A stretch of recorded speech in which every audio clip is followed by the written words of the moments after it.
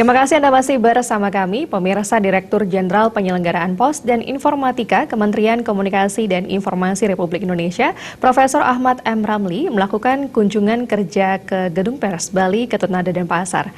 Dirjen juga menyampaikan harapan pemerintah agar semua televisi lokal di Indonesia bisa lebih maju dan berkembang, mengingat ke depan TV lokal akan menjadi andalan semua.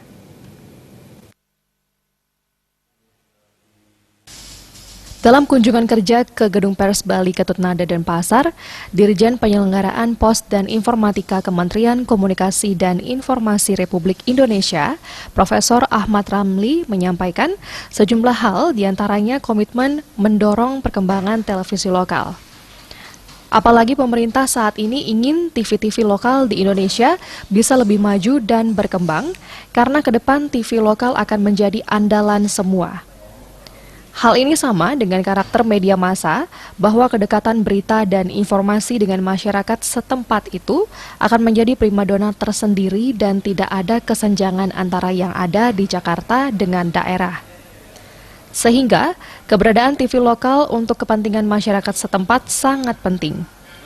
Ia juga melihat TV lokal saat ini mulai berkembang dengan baik, termasuk Bali TV yang telah mempersiapkan diri segera ke TV digital. Yang pertama, kami punya keinginan bahwa pemerintah ini ingin agar TV-TV lokal ini bisa lebih maju dan berkembang. Karena ke depan sebetulnya TV-TV lokal ini akan menjadi andalan kita semua.